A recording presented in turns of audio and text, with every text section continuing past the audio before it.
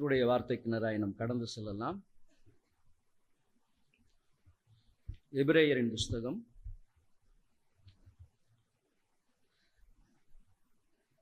9ஆம் அதிகாரம்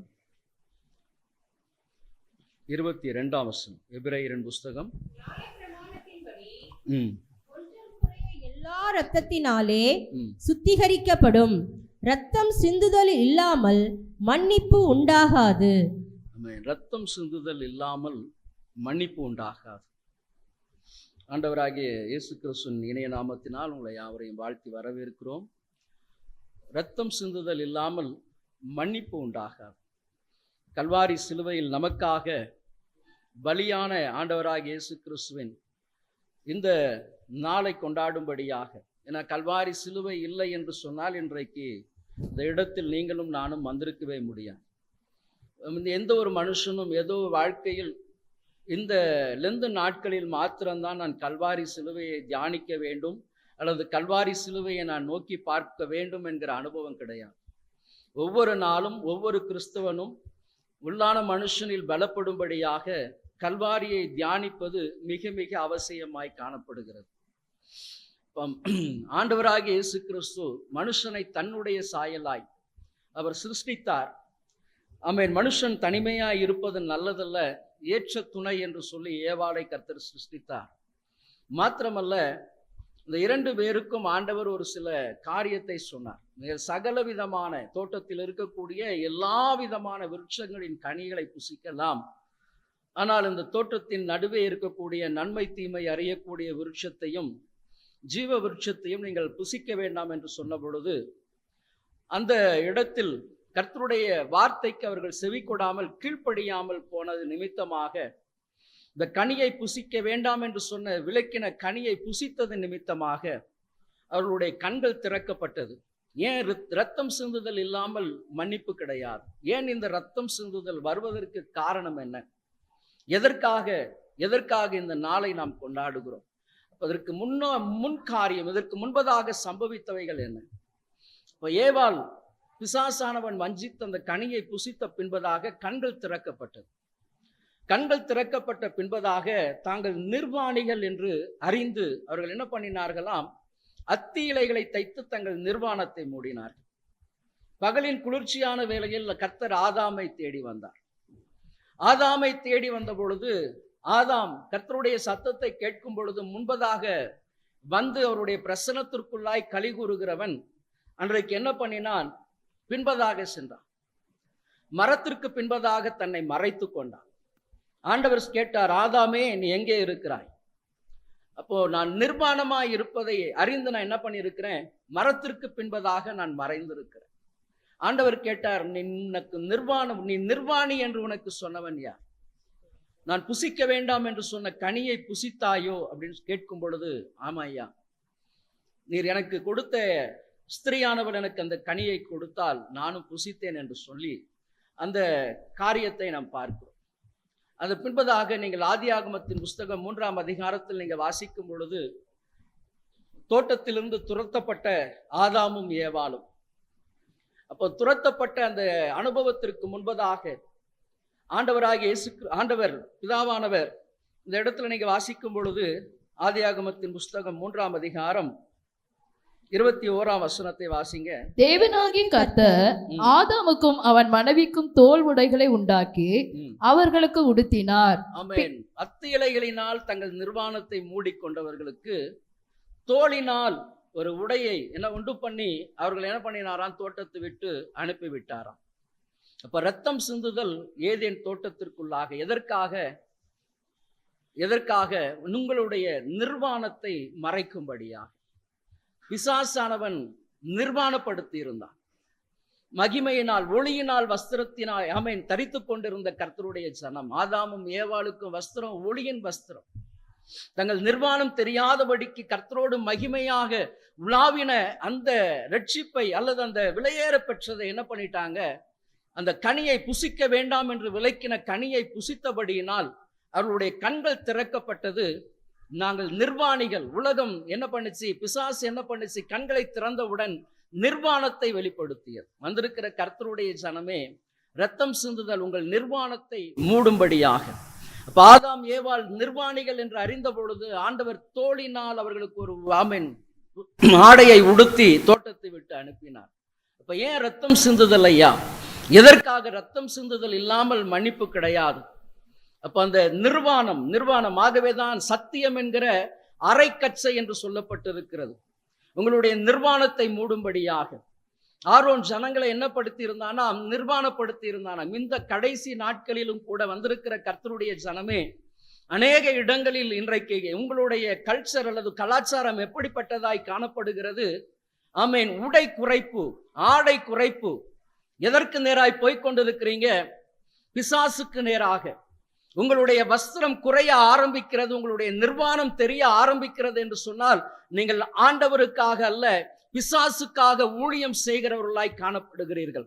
நீங்க அதிகமாய் படித்திருக்கலாம், அதிகமான படிப்பு உங்களுடைய வாழ்க்கையில் மேன்மையை கொடுக்கவில்லை, உலகத்தின் இச்சைகளுக்கு நேராக இன்றைக்கு அநேகரை கொண்டு போய் கொண்டிருக்கிறது. நன்றாக அறிந்து கொள்ளுங்க, உங்களுடைய கீழ்ப்படியாமை நிமித்தமாக ஆண்டவராகிய இயேசு கிறிஸ்து இந்த உலகத்திற்கு இரட்சகராக வந்தார். ஆகவேதான் 1 தீமோத்தேயுவின் புஸ்தகம் 1ஆம் அதிகாரம் 15ஆம் வசனத்துல வாசிக்கிறோம், பாவிகளை ரட்சிக்க கிறிஸ்து இயேசு உலகத்திற்கு வந்தார். பாவிகளை ரட்சிக்கும்படியாக. எந்த விதமான பாவம் ஐயா? முழுவதுமாக ஒளியின் வஸ்திரத்தை தரித்து மகிமையாய் கர்த்தரோடு கூட வாழ்ந்து கொண்டிருந்த, அவரோடு கூட சஞ்சரித்து கொண்டிருந்த அந்த உன்னதமான தொடர்பை, அந்த உன்னதமான ஐக்கியத்தை இந்த பிசாசானவன் குலைத்து போட்டான். நான் கண்கள் திறக்கப்பட்டவனாய் நிர்வாணியாய் நான் தோட்டத்தை விட்டு புறப்பட்டு வந்திருக்கிறேன் ஐயா. ஆமேன். மகிமையான பிரசனத்தை இழந்தவனாய் நான் வந்திருக்கிறேன். ஆகவேதான் ரத்தம் சிந்துதல் இல்லாமல் மன்னிப்பு கிடையாது. ரத்தம் சிந்தப்பட வேண்டியது அவசியமாய் காணப்பட்டது.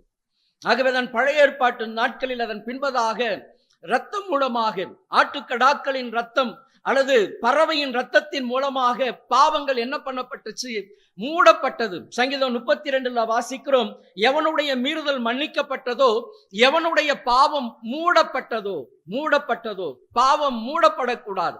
வீட்டிற்குள்ளாக ஒரு எலி செத்து இருக்கு அப்படின்னு சொன்னா நீங்க அதை என்ன பண்ணுவீங்க? மூடி போடுவீங்களா? இல்ல. இப்ப வழியில ஒரு நாய் செத்து கிடக்குது, மூடி போடுவீங்களா? அப்புறப்படுத்தும். அப்ப பழைய ஏற்பாட்டு நாட்களில் பாவம் மூடப்பட்டது. பலியினால், ஆட்டு கடாக்கள் மற்றும் பறவையின் ரத்தத்தின் மூலமாக அவர்கள் பலி செலுத்துவார்கள். அப்ப அந்த பலி என்ன பண்ணினது? அவர்கள் பாவத்தை என்ன பண்ணல? நீக்கும்படியாக அல்ல, மூடப்பட்ட காரியமாய் காணப்பட்டது. பாவங்கள் மூடப்பட்டு கொண்டே இருந்தது. ஆகவேதான் மறுபடி அந்த பொல்லாத இச்சைகளுக்குள்ளாக சிக்கிக் கொண்டிருந்தாங்க. இந்த பொல்லாத பாவ செய்கைகள் அவர்களை மேற்கொண்டு அவர்களை நித்தியத்திற்கு நேராக நடத்தக்கூடாததாய் காணப்பட்டு கொண்டிருந்தது. அப்ப இந்த ரத்தம் சிந்துதல், பறவையின் ரத்தம் அல்லது ஒரு காளையின் ரத்தம் என்ன பண்ண முடியல? சுத்திகரிக்க முடியல. அப்ப பாவம் மூடப்பட்ட ஒரு வாழ்க்கை வாழ்ந்து கொண்டிருந்த ஜனங்கள் தான். ஆகவேதான் நீங்க எபிரேயரின் புஸ்தகத்தில் வாசிக்கலாம், 9ஆம் அதிகாரம் 7ஆம் வசனத்தை கொஞ்சம் வாசிங்க. 2ஆம் கூடாரத்திலே பிரதான ஆசாரியன் மாத்திரம் வருஷத்துக்கு ஒரு தரம் இரத்தத்தோட பிரவேசித்து அந்த இரத்தத்தை தனக்காகவும் ஜனங்களுடைய தப்பிதங்களுக்காகவும் செலுத்துவான். ஆமென். அப்ப ஜனங்களுக்காக வருஷத்தில் ஒரே ஒரு முறை மட்டும்தான், வருஷத்தில் ஒரு முறை மட்டும்தான் அந்த மகா பரிசுத்த ஸ்தலத்திற்குள்ளாக ஆசாரியன் சென்று அவர் தனக்காகவும் ஜனங்களுக்காகவும் என்ன பண்ணுவாராம்? அந்த பலிகளை செலுத்தி அந்த ரத்தத்தை தனக்காகவும் ஜனங்களுக்காகவும் செலுத்துவார். வந்திருக்கிற கர்த்தருடைய ஜனமே, வருஷத்தில் ஒரே ஒரு முறை. ஆமென். அப்ப பாவம் மூடப்பட வேண்டும் என்று சொன்னால் அவன் வருஷம் முழுவதுமாக காத்திருக்க வேண்டும். ஐயா, நான் பாவம் செய்திருக்கிறேன், என்னுடைய அக்கிரமம் அதிகமாய் காணப்பட்டிருக்கிறேன், என்னுடைய துன்மார்க்க செய்கைகள் அதிகமாய் காணப்பட்டிருக்கிறது. அப்ப இப்படிப்பட்ட காரியங்கள் எல்லாம் மனுஷனை நிர்வாணப்படுத்தி காணப்பட்டு கொண்டிருந்தது. அப்ப அந்த நிர்வாணத்தை மூடிக்கொண்டு இருக்கிற அந்த பழைய ஏற்பாட்டு காலங்களில் பாவம் மூடப்பட்டு கொண்டே இருந்தது. மனுஷர்கள் இன்னும் அதிகமாய் துணிகரமான பாவங்களை செய்து கொண்டிருந்தாங்க. விடுதலை இல்லாத ஒரு வாழ்க்கை. ஏன் ஆண்டவராக இயேசு கிறிஸ்து இந்த பூமிக்கு வர வேண்டும்? எதற்காக வர வேண்டும்? அவர் இரட்சகராக எதற்கு வர வேண்டும்? ஆமென். வேதம் சொல்லுகிறது, என்னுடைய பாவத்திற்காக, என்னுடைய அக்கிரமத்திற்காக அவர் அடிக்கப்பட்டார் ஐயா. அப்போ பறவையின் ரத்தம் என்னை ரட்சிக்க முடியல, காளையின் ரத்தம் அல்லது ஆட்டுக்கடாக்களின் ரத்தம் என்ன பண்ணல, சுத்திகரிக்க முடியல. ஆமென். ஆகவே தான் ஆண்டவராகிய இயேசு கிறிஸ்து தன்னுடைய சொந்த குமாரனாகிய கிறிஸ்து இயேசுவை இந்த உலகத்திற்கு அனுப்பினார். ஆமென். எதற்காக? கிருபாதார பலியாக, குற்றமில்லாத அவருடைய ரத்தத்தை சிந்தும்படியாக. ஆகவே தான் யூதாஸ் சொன்னா, ஐயா குற்றமில்லாத ரத்தத்தை நான் என்ன பண்ணிருக்கிறேன், காட்டி கொடுத்திருக்கிறேன். யூதாசுக்கு தெரியும் இவரிடத்துல எந்த விதமான பாவம் இல்லை என்று சொல்லி யூதாசுக்கு நன்றாக தெரியும். ஆகவே தான் அவன் சொன்னான், ஐயா நான் குற்றமில்லாத ரத்தத்தை நான் என்ன பண்ணிருக்கிறேன், காட்டி கொடுத்திருக்கிறேன் ஐயா, காட்டி கொடுத்திருக்கிறேன். ஆமென். அந்த குற்றமில்லாத ரத்தம் சிந்தப்பட்டபடியினாலதான் 1 யோவான் 1:7 வாசிக்கிறோம், இயேசு கிறிஸ்துவின் ரத்தம் சகல பாவங்கள் என்ன பண்ணல, மூடப்படல, கழுவப்பட்டது. பாத்திரங்கள் கழுவப்படும் பொழுதுதான் அது பயன்படுத்த முடியும். அழுக்கான பாத்திரத்தை அழுக்கை சேர சேர சேர அந்த பாத்திரத்திற்கு என்ன இருக்காது, மதிப்பு இருக்காது. அது ஒதுக்கப்பட்டு தள்ளப்பட்டு இருந்து கொண்டேதான் இருக்கும். ஆனா கழுவப்படுகிற பாத்திரங்களுக்கு தான் என்றைக்கும் மதிப்பு இருக்கும். அது போலதான் ஆண்டவராகிய இயேசு கிறிஸ்துவின் ரத்தம் என்னை கழுவி என்னை பரிசுத்தப்படுத்தி அந்த பாவத்தின் அடிமைத்தனத்திலிருந்து விடுதலையை கொடுத்தது. மறுபடியுமாய் இந்த பாவ செய்கைகளை மேற்கொள்ளாதபடிக்கு கர்த்தர் என்ன பண்ணார், எனக்கு பலன் கொடுத்து என்னை நடத்தி கொண்டு வருகிறார். இதுதான் ரத்தம் சிந்துதல். அப்ப இந்த ரத்தம் சிந்துதல் இல்லாமல் எனக்கு என்ன கிடையாது, பாவ மன்னிப்பு கிடையவே கிடையாது. அப்ப ஆமென். கிருபாதார பலியாக அன்றைக்கு ஆசாரியன் வருஷத்துல ஒரு முறை மாத்திரம்தான் அந்த மகா பரிசுத்த ஸ்தலத்திற்குள்ளாய் சென்று தனக்காகவும் ஜனங்களுக்காகவும் அந்த இரத்தத்தை செலுத்த வேண்டியதாக இருந்தது. ஆனா இன்றைக்கு அப்படி இல்லை. மனம் திரும்பின எந்த ஒரு பாவி, ஐயா நான் பாவம் செய்திருக்கிறேன் ஐயா, என் பாவத்தின் நிமித்தமா என் இருதயம் பாதிக்கப்படுகிறது ஐயா, நான் மரித்து போக வேண்டும் என்று சொல்லி நான் வாஞ்சிக்கிறேன், என் பாவம் துன்மார்க்க செய்கைகள் என்னுடைய கண்களுக்கு முன்பதாக வருகிறது. அவன் மனம் கசந்து அழும் பொழுது, ஆண்டவராகிய இயேசு கிறிஸ்துவின் கல்வாரியை பார்க்கும் பொழுது அவருடைய ரத்தம் அவனுக்கு விடுதலையை கொடுக்கிறது. அந்த துன்மார்க்க செய்கைகளில் இருந்து அவனை விடுவிக்கிறது. அது எந்த நிமிஷமா இருந்தாலும் சரி, இரவு 12 மணிக்கு எழுந்து செபித்தாலும் 1 மணிக்கு எழுந்து செபித்தாலும், இன்னைக்கு நமக்கு யார் வேண்டாம், பிரதான ஆசாரியர் வேண்டாம். அதாவது நான் ஒரு வருஷத்துல ஒரு முறை அந்த பண்டிகைக்காக நான் காத்திருக்க வேண்டியது அவசியம் இல்லை. ஆமென். ஒவ்வொரு நாளும் எனக்கு ரட்சிப்பை என்னை கர்த்தர் என்ன பண்ணினார், அவருடைய ரத்தம் சிந்துதல் மூலமாக இலவசமா எனக்கு பெற்று கொடுத்தார். ஆமென். எனக்கு பரிந்து பேசும்படி யார் எனக்கு வர வேண்டாம். நான் மனம் கசந்து ஒரு இடத்துல அழுது நான் பாவம் செஞ்சு வந்திருக்கிறேன் ஐயா, என் பாவம் என் மனசாட்சியை பாதிக்கிறது ஐயா, நான் குற்றம் செய்திருக்கிறேன் ஐயா, நான் பொல்லாத காரியத்தை செய்திருக்கிறேன், இந்த பாவம் என் கண்களுக்கு முன்பதாய் வந்து கொண்டே இருக்குது ஐயா, என்னை கழுவுங்க, உங்க ரத்தத்தினால் கழுவுங்க, நீர்தான் எனக்காக மரித்திருக்கிறீர், நீர்தான் எனக்காக உயிர்த்திருக்கிறீர் ஐயா, ஆகவே உம்முடைய ரத்தம் என்னை கழுவட்டும் என்று சொல்லி ஆமென் கழுவ ஒப்பு கொடுக்கும் பொழுது, ஆமென், இயேசு கிறிஸ்துவின் ரத்தம் சகல பாவங்களையும் நீக்கி உங்களை சுத்திகரிக்கும். ஆமென். வந்திருக்கிற கர்த்தருடைய சனமே, ஆகவேதான் இந்த நாள் விசேஷமான ஒரு நாள். இந்த நாளுக்காக ஆமென் ஆர்ப்பரிக்கணும், துதிக்கணும், கம்பீரிக்கணும். இந்த நாள் இல்லாதிருந்தால், இந்த கல்வாரி பாடுகள் இல்லாதிருந்தால், இன்றைக்கு நீங்களும் நானும் மனமகிழ்ச்சியோடு கர்த்தருடைய சமூகத்தை தேடி வந்திருக்கவே முடியாது. அப்ப ஆண்டவர் எனக்கு கொடுத்திருக்கிற அந்த விலையேறம் பெற்ற மீட்பு, ஐயா என் பாவம் என்ன பண்ணல, மூடப்படல ஐயா, என் பாவம் மூடப்படல. இந்த பிசாசு என்னை என்ன படுத்தி இருந்தான், நிர்வாணப்படுத்தி இருந்தான், அலங்கோலப்படுத்தி இருந்தான், என் வாழ்க்கை முழுவதுமாக சீரழித்து போட்டு இருந்தான். ஆனா உம்முடைய இரத்தத்தினால் கழுவப்பட்டு இருக்கிற எனக்கு நீர் என்ன பண்ணீர், ரட்சிப்பின் வஸ்திரத்தை கொடுத்தது மாத்திரமல்ல, என்னை உம்முடைய மகளாக என்னை மாற்றி இருக்கிறீர் ஐயா. அப்ப ரத்தம் சிந்துதல் கிறிஸ்துவுக்கு நேராக நடத்தினது மாத்திரமல்ல, ஆமென், அவரை நோக்கி பார்க்கிற யாரும் எப்பேற்பட்டவனாய் இருந்தாலும் அவனுக்கு கர்த்தர் விடுதலையை வைத்திருக்கிறார், ஆசீர்வாதத்தை வைத்திருக்கிறார். அப்ப இதன் மூலமாக, இந்த பாவ மன்னிப்பை கொடுத்ததன் மூலமாக கர்த்தர் எனக்கு ஒரு 5 விதமான நன்மைகளை எனக்கு வைத்திருக்கிறார். இந்த பாவ மீட்பின் மூலமாக ஒரு 5 விதமான ஆசீர்வாதங்கள். அது என்னென்ன ஆசீர்வாதங்கள் என்று சொல்லி வேகமாய் ஆமென் தியானித்து நாம் கடந்து செல்லலாம். முதலாவதாக, இந்த பாவம் என்னை என்ன செய்திருந்தது, அடிமைப்படுத்தி இருந்தது. இந்த பாவம் என்னை அடிமைப்படுத்தி இருந்தது. வாசிக்கலாம். லூக்கா எழுதின சுவிசேஷம் 13ஆம் அதிகாரம் 11ஆம் வசனம். 18 வருஷமாய் பலவீனப்படுத்தும் ஆவியை கொண்ட ஒரு ஸ்திரீ அங்கே இருந்தாள். அவள் எவ்வளவும் நிமிரக்கூடாத கூனியாயிருந்தாள். ஆமென். இப்ப 18 வருஷமாய் நிமிரக்கூடாத அந்த பாவம் என்ன செய்திருந்தது? அடிமைப்படுத்தி இருந்தது. அப்ப அடிமைப்படுத்தி இருக்கிற ஒரு வாழ்க்கை எப்படிப்பட்ட வாழ்க்கை அப்படின்னு சொன்னா, அடிமையின் ஜீவியத்தை குறித்து நீங்க வேதத்தில் வாசிக்கும் பொழுது யோசேப்பு எகிப்தியருக்கு விற்று போடப்பட்டான். விற்று போடப்பட்ட எகிப்துக்கு கொண்டு போகப்பட்ட யோசேப்பு போத்திபாருடைய வீட்டில் அடிமையாயிருந்தான். அடிமையாக. அப்போ ஒரு அடிமையின் ஜீவியம் எப்படிப்பட்டது அப்படின்னு சொன்னா, அவன் தன்னுடைய முகத்தை என்ன பண்ணக்கூடாது? எஜமானுடைய முகத்தை நோக்கி பார்க்கவே கூடாது. அவனுடைய ஜீவியம் எப்பொழுதும் கரங்களை இப்படி வைத்து அவன் முழுவதுமாக குதிக்காலோடு கூட பூமியை பார்த்தவனாய் இருக்கணும். பூமியை பார்த்தவனாக மட்டும்தான் இருக்கணும். அவன் நன்றாக பாருங்க, கரங்களை இப்படி வைத்து அந்த குத்துக்கால் இட்டு அவன் பூமியை பார்க்கிற ஒரு அனுபவம் எதை குறிக்கக்கூடியது அப்படின்னு சொன்னா, பன்றியுடைய வாழ்க்கை. பன்றி, ஒரு அடிமை என்பவன் பன்றியின் ஜீவியம். அப்ப கீழே இழிவானவைகளை நோக்கி கொண்டு இருக்கிற ஒரு அனுபவம் தான் இந்த அடிமை. ஆகவே இந்த பாவத்தின் அடிமை என்ன பண்ணிடுச்சு? ஆண்டவரை பார்க்க கூடாதபடிக்கு, ஆண்டவரை பார்க்க கூடாதபடிக்கு, அவருடைய பிரசன்னத்தை உணரக்கூடாதபடிக்கு, அவருடைய வார்த்தையை கேட்கக்கூடாதபடிக்கு உலகத்தையே பார்த்து கொண்டிருக்கும்படியாக செய்தது. ஆகவேதான் 18 வருஷமாய் அவர் எவ்வளவேனும் நிமிரக்கூடாத குணி பாவம் என்ன பண்ணும்? அடிமைத்தனத்திற்கு நேராய் கொண்டு போகும். அடிமைத்தனத்திற்கு நேராக விளையாட்டாக நாம் ஆரம்பிக்கிற ஒரு சில தவறான பழக்க வழக்கங்கள் என்ன பண்ணும்? கடைசி வரைக்கும். ஆகவேதான் அந்த தொட்டில் பழக்கம் எது வரைக்கும் வருமா? சாகிற வரை தொட்டில் பழக்கம். அப்போ ஒரு சில தவறான பாவ செய்கைகள் என்ன பண்ணும்? விடக்கூடாதபடிக்கு அது பன்றியை போல உங்களை என்ன பண்ணிருக்கோம்? பின்தொடர்ந்து வந்து கொண்டே இருக்கும். ஆகவேதான் மோசே சொன்னார் இஸ்ரவேல் ஜனங்களை பார்த்து, உங்கள் பாவம் உங்களை தொடர்ந்து பிடிக்கும். உங்கள் பாவம் உங்களை தொடர்ந்து பிடிக்கும்.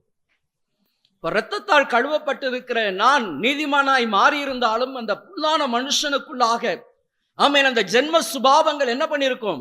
இருந்து கொண்டே இருக்கும். அது என்ன பண்ணிருக்கணும்? முழுவதுமாக அடக்கி கொண்டே இருக்கணும். ஆகவேதான் நிமிரக்கூடாத. அப்போ ஆண்டவரை நோக்கி பார்க்க கூடாதபடிக்கு உலகத்தை மட்டுமே இந்த பாவம் என்ன பண்ணிருக்கும்? பார்க்கும்படியாக செய்யும். இன்னைக்கு எத்தனை பேர் கூனுடைய வாழ்க்கையில் இருந்து கொண்டிருக்கிறீங்க? கட்டப்பட்டவர்களாக வெறும் உலகத்தின் ஐஸ்வர்யத்தை மட்டுமே பார்த்து கொண்டிருக்கிறீங்க. இரட்சகராகிய கிறிஸ்து உங்களுக்காக ரத்தம் சிந்தி இருக்கிறார். உங்களை இந்த சாபத்தின் கட்டுகளில் இருந்து உங்களை விடுவிக்கும்படியாக, இந்த பாவத்தின் கிரியைகளில் இருந்து உங்களுக்கு விடுதலை கொடுக்கும்படியாக அவர் 2000 ஆண்டுகளுக்கு முன்பதாக ரத்தம் சிந்தி இருக்கிறார். ஆகவேதான் பாவ மன்னிப்பு, ரத்தம் சிந்துதல் இல்லாமல் மன்னிப்பு கிடையாது. அப்ப விலையேற பெற்ற மன்னிப்பு. நான் எப்படி இருக்கிறேன்? பன்றியை போல வாழ்ந்து கொண்டு இருக்கிறையா. நான் ஆலயத்திற்கு வருகிறேன், சத்தத்தை கேட்கிறேன், மனம் திரும்புவதற்கு நான் என்ன பண்ணல? விருப்பப்படல. வந்து போய் கொண்டிருக்கிற கிறிஸ்தவர்கள் இன்னும் உலகத்தை மட்டுமே பார்த்து கொண்டிருக்கிறீர்கள். உலகம் மட்டுமே உங்களுக்கு பிரதானமாய் காணப்படுகிறது. உங்களுடைய காரியங்கள் எல்லாம் நான் ஆசீர்வாதமாய் இருக்க வேண்டும், அந்த ஆசீர்வாதத்தை பெற்றுக்கொள்ள வேண்டும் என்று சொன்னால் ஆண்டவராக இயேசு கிறிஸ்துவை பார்க்க வேண்டும். உங்களுடைய கண்கள் வானத்துக்கு நேராக ஏறெடுக்கப்பட வேண்டும். அவருடைய இரத்தத்தினால் நீங்கள் கழுவப்பட வேண்டும். அப்ப கூனியுடைய அனுபவம் இம்மைக்கான காரியம். அவள் 18 வருஷமாய் ஆலயத்திற்கு வந்து போய்கொண்டிருந்தால் விடுதலை இல்லாதபடிக்கு பாவம் உங்களை சிறைப்படுத்தி அடிமைப்படுத்தி நரகத்திற்கு நேராக கொண்டு போகும். நரகத்திற்கு நேராக. அடக்க ஆராதனையில சொல்லலாம், இந்த சகோதரனை இந்த சகோதரியை நாங்க எங்க பார்ப்போம்? நித்திய ராஜ்யத்தில் பார்ப்போம். ஆனா இருதயத்தின் கசப்பு இருதயத்திற்கு தெரியும். நீங்க எப்படிப்பட்ட வாழ்க்கை வாழ்ந்து கொண்டிருக்கிறீர்கள். பாவ மன்னிப்பு பெற்றும் இன்றைக்கும் கூனியை போல வாழ்ந்து கொண்டிருந்தால் இன்றைக்கு மனம் திரும்ப ஒப்பு கொடுங்க. மனம் திரும்புதலுக்கு நேராய் ஒப்பு கொடுங்க. உங்க இருதயம் திறக்கப்படட்டும், கிறிஸ்துவை அறிந்து கொள்ளும்படியாக வந்து கொண்டு வந்து கர்த்தருடைய ஜனத்தை கர்த்தருடைய வார்த்தையை கேட்கிற கர்த்தருடைய ஜனமே செவிட்டு விரியனை போல் இருக்க வேண்டாம். மனம் திரும்புதல் அவசியம். இந்த கூனி ஆலயத்தில் கர்த்தரை என்ன பண்ணல? நிமிர்ந்து துதிக்க முடியலையா.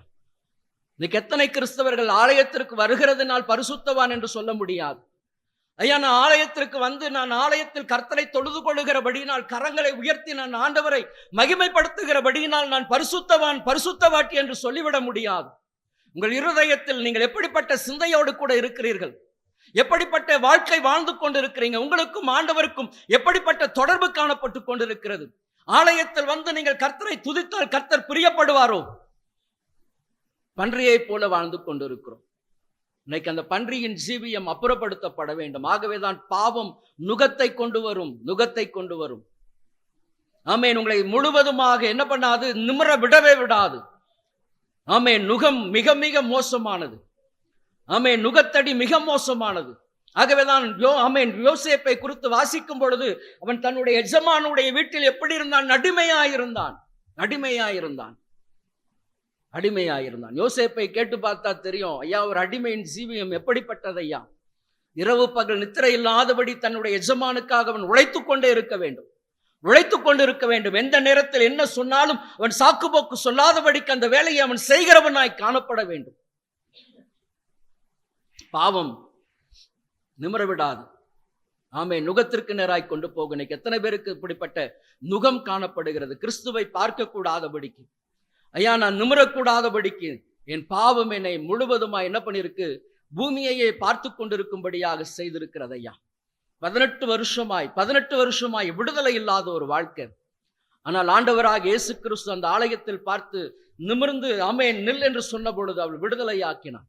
இன்றைக்கும் ஆண்டவராக இயேசு கிறிஸ்துவின் ரத்தம் உங்களுக்காக சிந்தப்பட்ட அந்த கல்வாரியை நோக்கி பாருங்க. ஐயா அந்த விடுதலையின் ரத்தம் என்னை கழுவட்டும் ஐயா. பன்றியை போல நான் உலகத்தின் காரியத்திற்காக ஜெபித்துக் கொண்டு இருக்கிறேன் ஐயா. உலகத்தின் கிரியைகளுக்காக நான் ஜெபித்துக் கொண்டிருக்கிறேன். உலகத்தில் ஆமேன் அழிந்து போகக்கூடிய ஐஸ்வர்யத்திற்காக ஜெபித்துக் கொண்டிருக்கிறேன். இம்மைக்காய் ஆமேன் தகப்பனை, இம்மைக்குரிய ஆசீர்வாதம் அல்ல, மேலான ஆசீர்வாதத்தை நான் பெற்றுக்கொள்ளும்படியாக என் கண்கள் திறக்கப்படணும் ஐயா, திறக்கப்படணும். ஆமேன். இரட்சகராகிய கிறிஸ்து நீர் எனக்காக மரித்திருக்கிறீர், ஆமேன் நான் அறிந்து கொள்ள வேண்டும் ஐயா. அப்ப நிமிரக்கூடாதபடி கூனி அந்த நுகம் முறிக்கப்பட்ட பொழுது அவள் என்ன பண்ணினாலாம்? வேதத்தை வாசிங்க. இப்போ லூக்கா எழுதின சுவிசேஷம் 12:13. கண்டு தம்மிடத்தில் அழைத்து, ஸ்திரீயே உன் பலவீனத்தில் நின்று விடுதலையாக்கப்பட்டாய் என்று சொல்லி அவள் மேல் தமது கையை வைத்தார். உடனே அவள் நிமிர்ந்து தேவனை மகிமைப்படுத்தினாள். உடனே அவள் என்ன பண்ணினாலாம்? ஆமென். அப்ப விடுதலை கர்த்தரை என்ன பண்ணும்? மகிமைப்படுத்தும்படியாக செய்யும். பாவம் மறைத்து கொள்ளும்படியாக, குனிந்து இருக்கும்படியாக செய்யும். ஆனா விடுதலையை பெற்ற பின்பதாக நீங்க கரங்களை உயர்த்தி கர்த்தரை மகிமைப்படுத்த முடியும். ஆகவேதான் இந்த ரட்சிப்பை கர்த்தர் இலவசமாய் உங்களுக்கு கொடுத்தார். ஆமென். அப்போ பாவம் ரத்தம் சிந்துதல் எனக்கு விலையேற பெற்ற ஒரு மன்னிப்பை, விடுதலையை, அந்த பாவம் என்கிற நுகத்தடியில் இருந்து எனக்கு ஒரு விடுதலையை கொடுத்திருக்கையா. ஆமென். குடிகாரர்கள் பார்க்கும் பொழுது ஆரம்பத்தில் விளையாட்டாய் ஒரு பார்ட்டிக்காக நாங்கள் குடித்தோம், விளையாட்டுக்காக குடித்தோம். இன்றைக்கு முழு நேர குடிகாரராய் இருந்து கொண்டிருக்கிறார்கள். காரணம் என்ன? பழக்கம் எனக்கு விட முடியலையா, நான் குடிக்கக்கூடாதுன்னு நினைக்கிறேன், புகைப்பிடிக்க கூடாது என்று நினைக்கிறேன், இந்த இப்படிப்பட்ட போதை பழக்க வழக்கத்திலிருந்து எனக்கு விடுதலை வேண்டும் என்று வாஞ்சிக்கிற முடியலையா, முடியல. காரணம் விளையாட்டாய் ஆரம்பிக்க கூடியதுதான் நுகத்திற்கு நேராய், அடிமைத்தனத்திற்கு நேராய் கொண்டு போகும். அதிலிருந்து நீங்க விரும்பினாலும் என்ன பண்ண முடியாது? விடுதலையை பெற்றுக்கொள்ள முடியாது. ஆனால் ஆண்டவராகிய இயேசு கிறிஸ்துவின் ரத்தம் உங்களுக்கு இமைப்பொழுது விடுதலை கொடுக்கும். இமைப்பொழுது எந்த மருந்து மாத்திரை வேண்டாம், எந்த விதமான காரியங்கள் வேண்டாம், வைத்தியங்கள் வேண்டாம். ஆண்டவராகிய இயேசு கிறிஸ்து உங்க இருதயத்தை கொடுத்தால் போதும். இமைப்பொழுது, ஆமென். 18 வருஷமாய் நிமிரக்கூடாத கூனிக்கு இமைப்பொழுது அவள் நிமிர்ந்தவுடன் கர்த்தரை மகிமைப்படுத்தினார். இமைப்பொழுது விடுதலை, இமைப்பொழுது விடுதலை. இன்னைக்கு யாராகிலும் இப்படிப்பட்ட காரியத்துக்கு அடிமைகளாய் இருந்தா, அல்லது பாவ பழக்க வழக்கங்கள், ஐயா நான் போதை குடிக்கிற பழக்கங்கள்லாம் இல்லை, ஆனா வேறு ஏதாகிலும் ஒரு தவறான பழக்கங்கள் இருந்தா, இன்றைக்கு ஆண்டவராக இயேசு கிறிஸ்து கிட்ட உங்க இருதயத்தை கொடுங்க. எத்தனை ஆண்டுகள் பழக்கமாய் இருந்தாலும் கர்த்தர் உங்களுக்கு ஒரு நொடிப்பொழுதில் ஆமென் விடுதலையை கொடுப்பார். ஆமென். ஆகவே பாவம் என்ன பண்ணுச்சு? எனக்கு விடுதலை, என்னை அடிமைப்படுத்தி இருந்த ஆமென் அந்த அடிமைத்தனத்திலிருந்து எனக்கு விடுதலையை கொடுத்தது. இரண்டாவதாக பாவம் எனக்கு கொடுத்த இன்னொரு காரியம் மரணத்தை கொடுத்தது. மரணம். பாவம் எனக்கு என்ன கொடுத்தது? மரணம். ஆகவே தான் ரோமர்ல வாசிக்கிற ரோமர் 6:23 வாசிங்க. பாவத்தின் சம்பளம் மரணம், தேவனுடைய கிருபை வரமோ நம்முடைய கர்த்தராகிய இயேசு கிறிஸ்துவினால் உண்டான நித்திய ஜீவன். ஆமென். இரண்டாவதாக இந்த பாவம் எனக்கு என்ன எதை கொடுத்தது? மரணத்தை கொடுத்தது. மரணம். ஆகவே தான் எந்த ஒரு மனுஷன் தன்னுடைய வேலைக்கு என்ன பண்ணணும்? கூலியை பெற்றுக்கொள்ளணும். இப்ப கூலியை பெற்றுக்கொள்ளணும். அப்ப பாவம் எனக்கு ஒரு கூலியை வைத்திருந்தது. எது? மரணம். மரணம். மரித்த பின்பதாக என்ன கிடையாது? வாழ்க்கை கிடையாது. வாழ்க்கை கிடையாது. இப்ப பாவம் என்ன பண்ணிடுச்சு? மரணத்திற்கு நேராக கொண்டு போனது பாவம். ஆமென். வந்திருக்கிற கர்த்தருடைய சனமே, இந்த நாளிலும் கூட இந்த பாவத்தின் அடிமைத்தனம், இரண்டாவதாக அடிமைத்தனத்திலிருந்து விடுதலை, இரண்டாவது மரணத்திலிருந்து வாசிக்கலாம். யோவான் எழுதின சுவிசேஷம் 5ஆம் அதிகாரம் 5ஆம் வசனம். 38 வருஷம் வியாதி கொண்டிருந்த ஒரு மனுஷன் அங்கே இருந்தான். படுத்திருந்த அவனை இயேசு கண்டு அவன் வெகு காலமாய் வியாதிஸ்தன் என்று அறிந்து அவனை நோக்கி சொஸ்தமாக வேண்டும் என்று விரும்புகிறாயா என்று கேட்டார். போதும். ஆமென். அப்போ பாவம் எனக்கு என்ன பண்ணுச்சு? ஆமென். மரணத்திற்கு நேராக, பாவத்தின் சம்பளம் மரணம். அப்போ இந்த மரணத்திலிருந்து எனக்கு விடுதலை வேணும். அப்போ வந்திருக்கிற கர்த்தருடைய சனமே, கடவுள் இல்லை என்று சொல்லி அநேகர் பேசினார்கள், அநேகர் சொன்னார்கள். ஆனா அவர்களுக்கு அந்த மரண நேரம் வந்த பொழுது அலறிக்கொண்டு ஜீவனை விட்டார்கள். அலறிக்கொண்டு, ஐயோ, என்னை முழுவதுமாக இருள் சூழ்ந்திருக்கிறது, கருகலான உருவங்கள் என்ன பண்ணியிருக்கிறது, என் ஆவியை இழுத்து கொண்டு போகும்படி வந்திருக்கிறது. பயங்கரமாய் கடவுள் இல்லை என்று சொன்னவர்கள் எல்லாருடைய மரணங்களை பார்க்கும் பொழுது மிகவும் கொடூரமாய் காணப்பட்டது. ஆனால் கிறிஸ்துவு என்ன பண்ணினார்? இந்த கல்வாரி சிலுவையின் மூலமாக ஆமென், இந்த மரண பயத்தில் இருந்து எனக்கு என்ன பண்ணினார்? ஒரு விடுதலையை கர்த்தர் கொடுத்தார். மரணத்தை குறித்து என்ன கிடையாது? பயம் கிடையாது. ஏன்? ஆண்டவராகிய இயேசு கிறிஸ்துவின் ரத்தம் என்ன பண்ணியிருக்கு? கழுவி இருக்கு ஐயா, கழுவி இருக்கு. அப்ப நான் என்னுடைய மரணம் எப்படிப்பட்டதாய் காணப்படுகிறது? ஜெயமாய் காணப்படுகிறது. நான் அந்த உலகத்துல கண்ணை மூடினாலும் கூட நான் எங்க போய் கண்ணை திறப்பேன்? நித்திய வீட்டில் நான் கண்ணை திறப்பையா. அப்போ அந்த ரத்தம் சிந்துதல் மரணத்தின் பயத்தில் இருந்து எனக்கு விடுதலையை கொடுத்திருக்கிறது. ஆமென். அப்ப எப்படிப்பட்ட ஒரு ஸ்லாக்கியம், எப்படிப்பட்ட ஒரு ஸ்லாக்கியத்தை கர்த்தர் எனக்கு இந்த ரத்தம் சிந்துதல் மூலமாக வைத்திருக்கிறார். ஆமென். இந்த நாளிலும் யாராகிலும் மரணத்தை குறித்த பயம் இருக்கா? ஐயா, மரணத்தை பார்த்து நான் பயந்து கொண்டு இருக்கிறேன் ஐயா. ஆமென். மரணத்தை குறித்த ஒரு தெளிவான வழிநடத்துதல் எனக்கு இல்லை. எப்பொழுதும் மரணம் வருமோ என்று சொல்லி மரணத்தை குறித்து நான் சிந்தித்து கொண்டிருக்கிறேன் ஐயா. இன்னைக்கு அந்த மரணத்தின் பயத்தில் இருந்து விடுதலையை கொடுக்கும்படியாகவே ஆண்டவராகிய இயேசு கிறிஸ்து உங்களுக்கு ஆமென் அழைத்து வந்திருக்கிறார். நிச்சயமாய் விடுதலை கொடுப்பார். இந்த உலகத்தில் வாழ்கிற வாழ்க்கை இம்மைக்கான வாழ்க்கை. ஆனா நீங்க யுக யுகமாய் கிறிஸ்துவோடு வாழப்போகிற வாழ்க்கைக்காக உங்களை நீங்க ஆயத்தப்படுத்துங்க. உங்க ரத்தம் ஆமென் முழுவதுமாக என்னென்ன காரியங்கள் எல்லாம் நீங்க ஆமென் பலவீனப்பட்டு இருக்கிறீர்களோ, கிறிஸ்துவை விட்டு எந்தெந்த காரியங்கள் எல்லாம் உங்களை தூரப்படுத்தி கொண்டு இருக்கிறதோ, இன்னைக்கு மனம் திரும்பி கர்த்தருடைய வார்த்தைக்கு நீங்க செவி கொடுத்து யாரோடு கூட ஐக்கியம் இல்லாது இருக்கிறீர்களோ அவரோடு கூட ஐக்கியத்தை ஏற்படுத்துங்க, சமாதானத்தை ஏற்படுத்துங்க. உங்களுக்கு ஆமென் கர்த்தர் ஜெயமுள்ள ஒரு வாழ்க்கையை கொடுப்பார். அப்ப அந்த மரணம் என்கிற கூரை கர்த்தர் என்ன பண்ணினார்? முறித்து போட்டார் ஐயா. அப்ப மரணத்தை கண்டு நான் என்ன பண்ண முடியாது? பயப்பட முடியாது. மரணம் எனக்கு என்ன பண்ணாது? ஆமென் நிரந்தரமான ஒரு ஆமென் விடுதலை எனக்கு மரண பயத்திலிருந்து கர்த்தர் கொடுத்திருக்கிறார். ஆமென். அப்ப அந்த மரணம், பாவத்தின் சம்பளம் மரணம் என்று இருந்தது. அந்த மரணத்திலிருந்து கர்த்தர் எனக்கு ஜெயத்தை கொடுத்து நித்திய வாழ்க்கையை கொடுத்தார். அடுத்ததாக இன்னொரு காரியத்தை வாசிக்கலாம். இந்த பாவம் எனக்கு கசப்பான வாழ்க்கையை கொடுத்தது. கசப்பான வாழ்க்கை. அதற்கு தான் யோவான் எழுதின சுவிசேஷம் 5ஆம் அதிகாரம் 5ஆம் வசனத்துல நம்ம வாசித்தோம். 38 வருஷமாய் வியாதி படுக்கையில் இருந்த ஒரு மனுஷன். 38 வருஷமாய் ஒரு மனுஷனை நல்லா யோசனை பண்ணி பாருங்க. அவன் 38 வருஷமாய் வியாதி படுக்கையிலே இருந்தான். வியாதி என்ன பண்ணும்? கசப்பை கொடுக்கும், கசப்பை கொடுக்கும். ஆமென். வியாதியில் இருக்கிறவங்க அல்லது பலவீனத்தில் இருக்கிறவங்க எல்லாருமே சந்தோஷமா எனக்கு இந்த பலவீனம் இருக்குன்னு சொல்லுவது கிடையாது. ஏன்? அது வாழ்க்கையை கசந்து போகும்படி செய்யும். ஐயா, குறிப்பிட்ட பலவீனம் என்ன பண்ணுது? பலவீனப்படுத்தி கொண்டு கசந்து போய் கசந்து வியாதி என்கிற கசப்பு, வியாதி என்கிற கசப்பு. எத்தனை பேர் ஆமென் வியாதியில சிறுமைப்படுத்தப்பட்டு இருக்கிறீங்க, கசந்து போய் வாழ்ந்து கொண்டு இருக்கிறீங்க. ஆமென். ஆகவே 38 வருஷமாய் வியாதி படுக்கையில் இருந்த ஒரு மனுஷனை தேடி ஆண்டவராகிய இயேசு கிறிஸ்து போனார். எதற்காக? இந்த ரத்தம் சிந்துதல் இல்லாமல் மன்னிப்பு கிடையாது. ஏன் ரத்தம் சிந்தப்படணும்? ஆமென். பாவத்தின் அடிமைத்தனத்திலிருந்து எனக்கு விடுவிக்கும்படி, மரண பயத்திலிருந்து எனக்கு விடுதலை கொடுக்கும்படியாக. மூன்றாவது கசப்பு. கசப்பு. ஆகவேதான் ஆண்டவராக இயேசு கிறிஸ்து தாகமாய் இருக்கிறேன் என்று சொன்ன பொழுது இந்த உலகம் அவருக்கு எதை கொடுத்தது? கசப்பான காடியை கொடுத்தது. உலகம் உங்களுக்கு என்றைக்குமே கசப்பை மட்டுமே கொடுக்கும். நீங்கள் ஆசீர்வாதமாய் இருப்பது உலகத்திற்கு பிடிக்காது.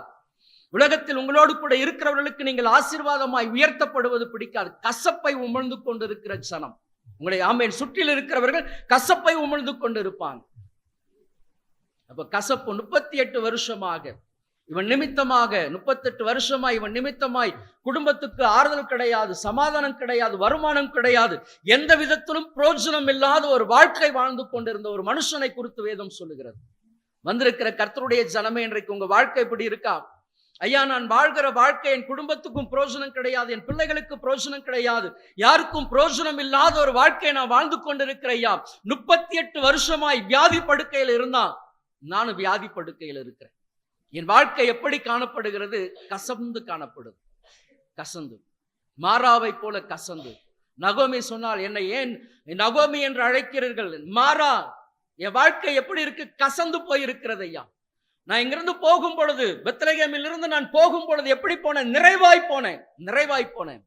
ஆனா எல்லாவற்றையும் இழந்து, நான் ஆசைகளை இழந்தேன், கணவனை இழந்தேன், பிள்ளைகளை இழந்தேன், எல்லாவற்றையும் இழந்து நான் வந்திருக்கிறேன் மறுபடி பெத்லகேமுக்கு. எப்படி என் வாழ்க்கை எப்படி இருக்கிறது? கசந்து போய் இருக்கிறது ஐயா. வியாதி என்கிற கசப்பு, இழப்பு என்கிற கசப்பு, இப்படிப்பட்ட வாழ்க்கையில வாழ்ந்து கொண்டு இருக்கிறீங்களா? ஐயா, எங்களுக்கு ஆறுதல் வேண்டும், சமாதானம் வேணும் ஐயா. அந்த கசப்பு எங்கள் வாழ்க்கையை முழுவதுமாக வேதனைப்படுத்தி கொண்டே இருக்குது ஐயா, வேதனைப்படுத்தி கொண்டே இருக்கு.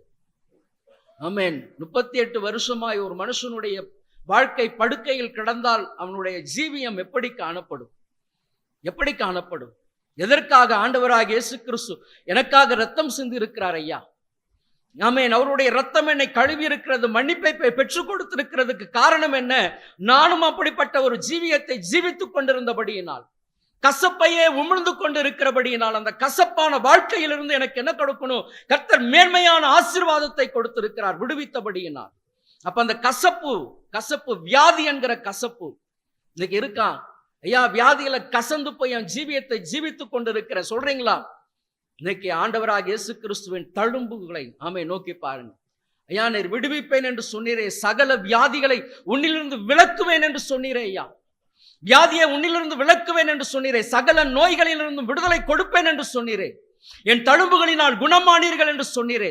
இன்னைக்கு வாக்கு தத்தத்தை உரிமை பாராட்டி செபிங்க. கர்த்தர் அந்த வியாதியின் அந்த கசப்பான கூறுகளை முறித்து போடுவார். அந்த 38 வருஷமாய் வியாதி படுக்க இருந்த அந்த மனுஷனை பார்த்து ஆண்டவர் சொன்ன ஒரு காரியத்தை இப்போ வாசிக்கலாம். யோவான் எழுதின சுவிசேஷம் 5ஆம் அதிகாரத்துல 12-13.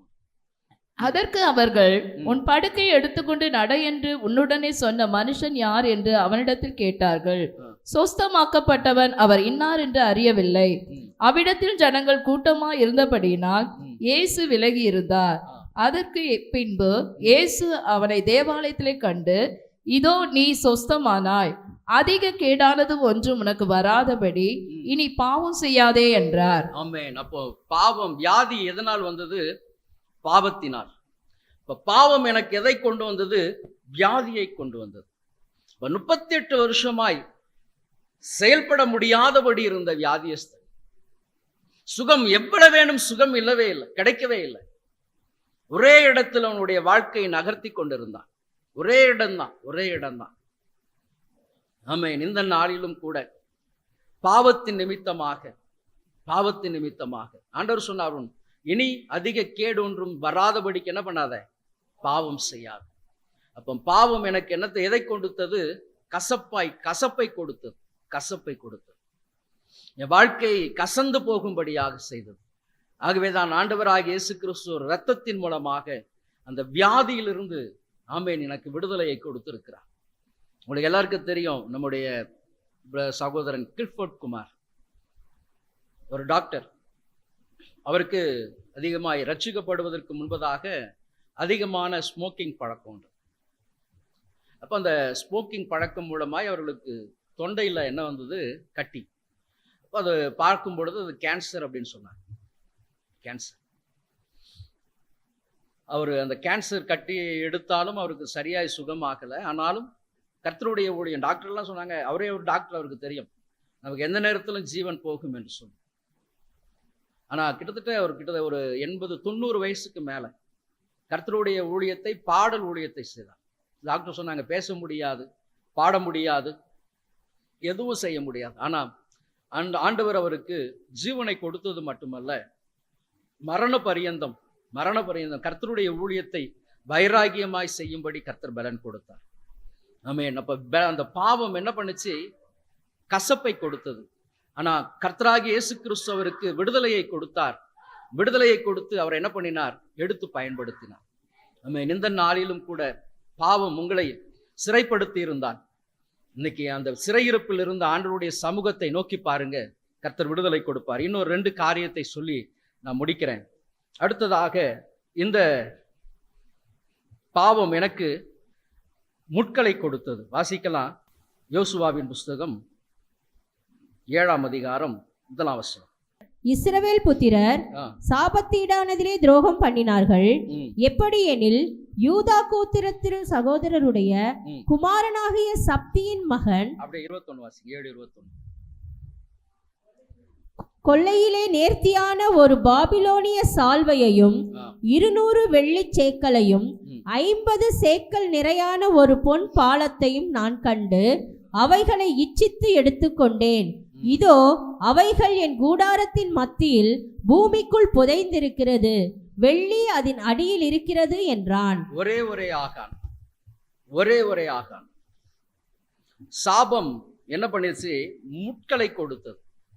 கானான் தேசத்துக்குள்ளாக பிரவேசித்த கர்த்தருடைய ஜனம், யோசுவா மறுபடி திரும்ப சொல்லிக்கொண்டே இருந்தார், எரிகோவில் நீங்கள் என்ன பண்ணக்கூடாது?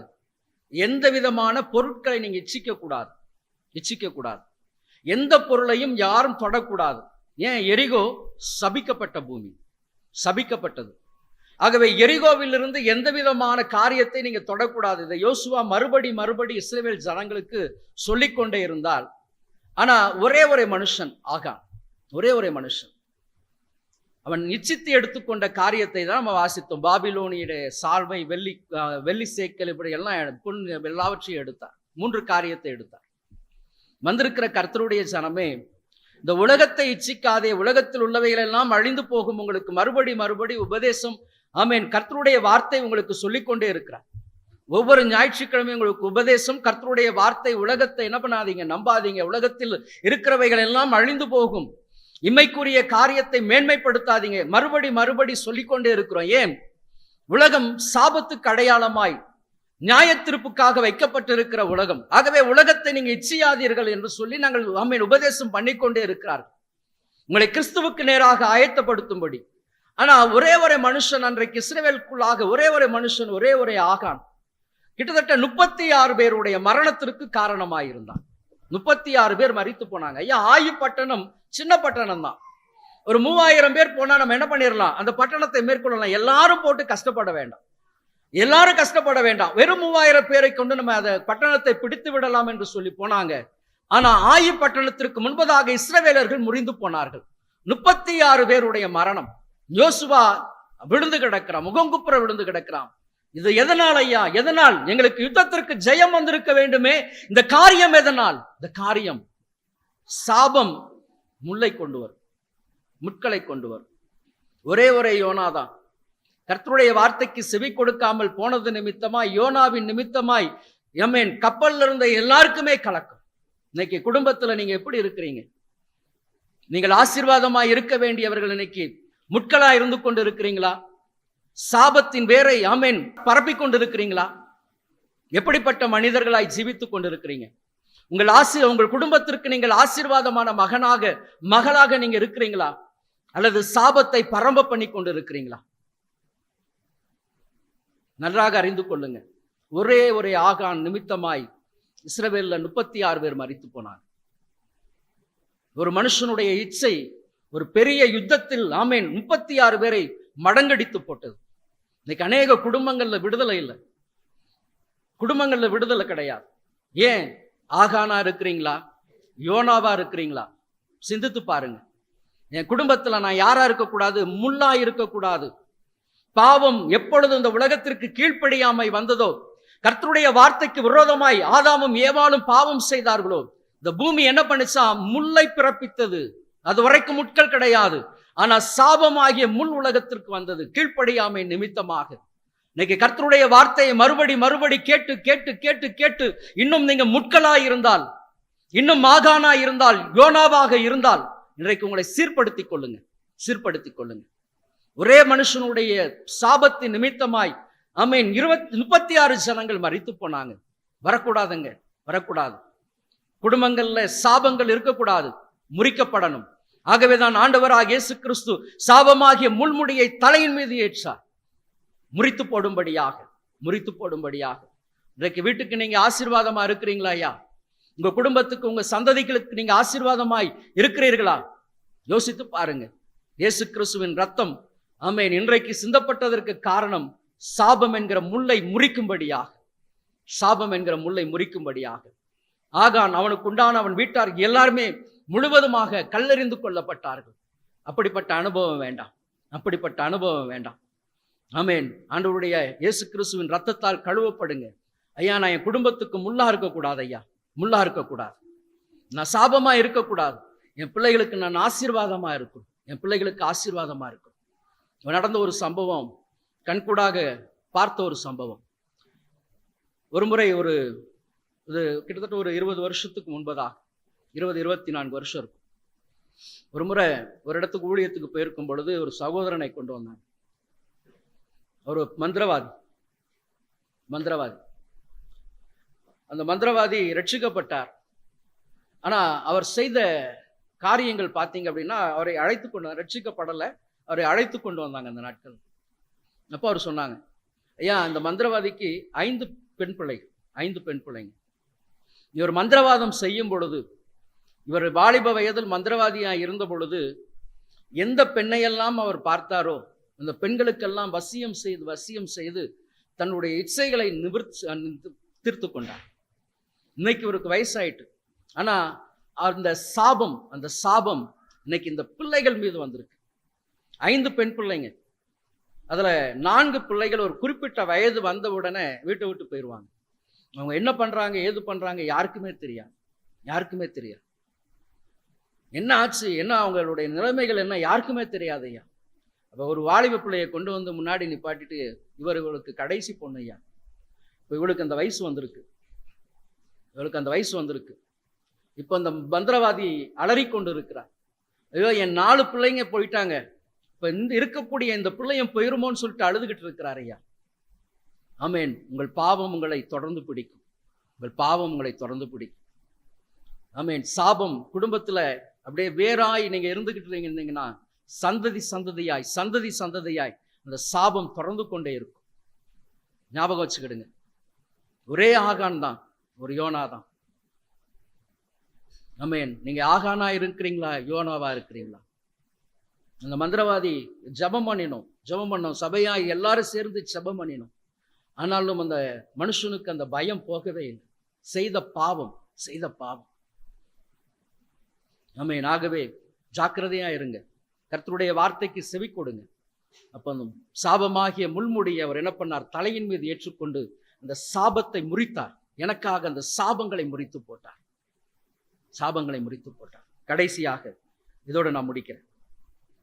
வாசிக்கலாம். 2 கொரிந்தியர் புஸ்தகம் 4ஆம் அதிகாரம் 4ஆம் வசனம். தேவனுடைய சாயலாய் இருக்கிற கிறிஸ்துவின் மகிமையான சுவிசேஷத்தின் ஒளி அசுவிசுவாசியாகிய அவர்களுக்கு பிரகாசமாய் இராதபடிக்கு இப்பிரபஞ்சத்தின் தேவனானவன் அவர்களுடைய மனதை குருடாக்கினான். ஆமென். பாவம் என்னுடைய கண்களை என்ன பண்ணிடுச்சு, குருடாகிடுச்சு.